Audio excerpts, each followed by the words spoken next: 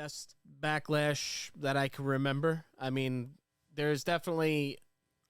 Here's the thing. Like, yes, there's definitely better Backlashes. 99. 99. There's certain years, but 2000. The thing is, do you remember that as, and you do obviously because you're a historian, but in most people's mind's eye, will they remind that as, oh, that was Backlash? Like, they know that it was a great match, but for the identity of that, that's a good point. Premium Live event, like everyone's always going to remember that Backlash because of the location, because the crowd, the best crowd that they've had in a long time. There's certain times that they do shows and the crowds are just dead, and it's like, yo, like Bad Bunny is like a hero over he's there. like, oh so yeah, he's gonna pull a crowd no matter where he goes, and it's like really Manny putting Pacquiao in the Philippines. He's putting a lot of eyes on the sport, and that's definitely it's all good for wrestling. It's good for the business. And dude, like when first of all, Carlito came out, which was huge because Carlito's funny. He was great. He's fucking huge. You always forget how huge he is until you see him, and he's like the guy's in Hulk Hogan size, dude. I don't know about that.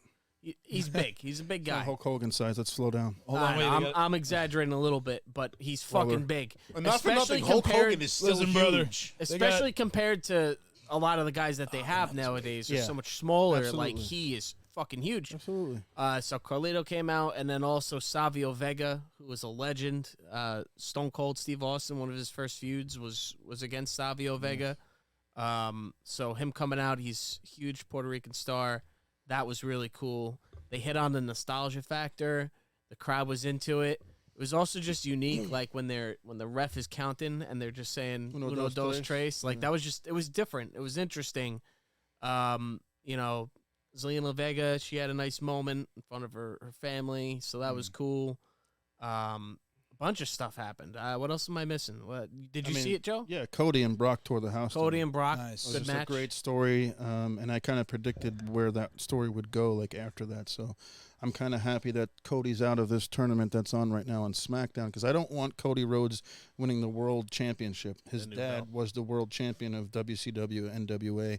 Cody's story is in regards to the belt that's behind you, the WWE Championship. Right. So I think they did the right thing of, Brock costing him that match, which is Cody doesn't lose any heat from that because he was on the verge of winning it. And it also allows you to have another great Cody-Brock match, which I think Brock is, at the tail end of his career, but he's also like putting up, some of the best stuff he's done in his He's a veteran career. in the ring now, so he's Here's the thing, too. So to catch you up, because I don't know if Vin is necessarily all up to this. So, yes, they had their match at Backlash. I predicted that Brock was going to get hit in the nuts because that's what happens every time Brock loses. He gets They did hit a in the Bret nuts. Hart finish that night. Yeah. So, did you see Backlash? Wait, explain that. I'm sorry. A Bret Hart finish.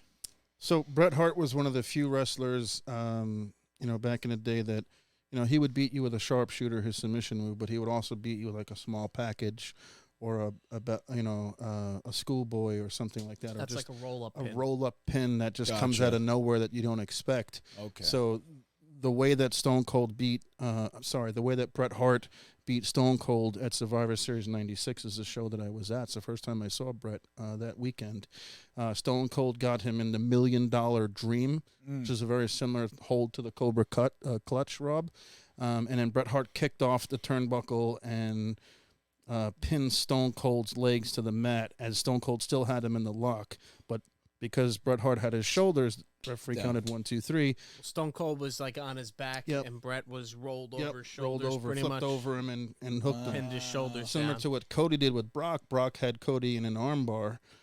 He had him in a Gamora lock, and then Cody just used his leverage to prop his Tip legs himself up over and then a bit. Wow. put Okay. Brock's shoulders down and pinned him, which You is got a like great a quick finish spin. because they both kicked out of each other's moves. So Cody kicked out of the F5, Brock Lesnar kicked out of Cody's finisher, Crossroads.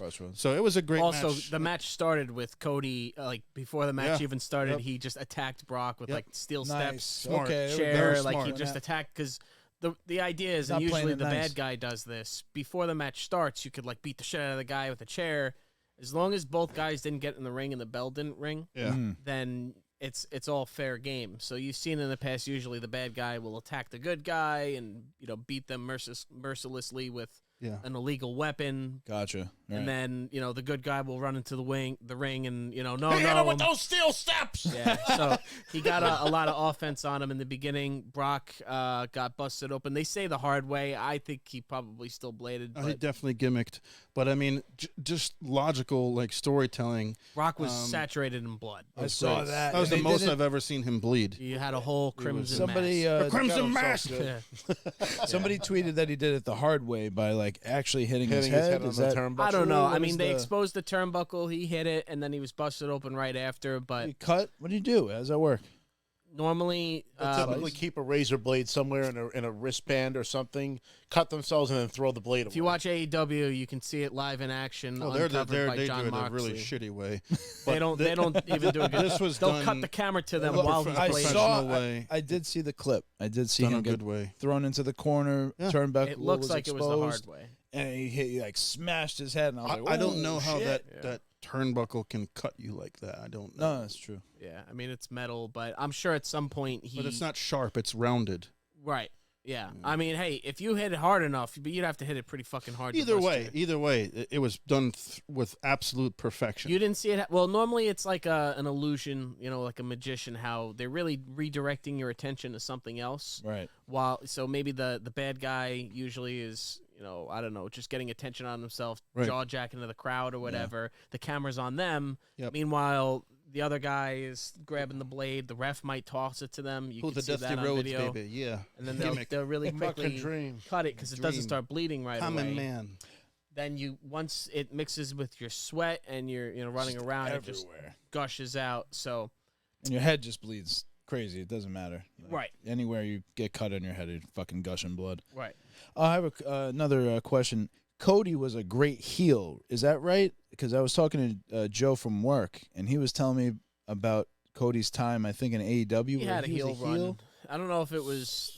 He was kind of similar to like Cena, where because he was such in charge of the production and like development of AEW, the fans kind of turned on him. Right. Okay. So he kind of went with the grain. Hey, if they're booing me, I'm just going to kind of do heelish things. All right. But Cody Rhodes is a much better babyface than he is a heel. There's certain Okay. guys who can pull off like a dick. He probably could. I mean, he might at some point. They'll. But they'll right cut it. now, like the wave of momentum that he has in terms of his merchandise, in terms Yeah. of just how the crowd is responding to his entrance and his theme song, they're eating it up. So the last thing I wanted to touch base on, you said about the opening of the match. I thought that was brilliant because if you think about it from a realistic standpoint, right?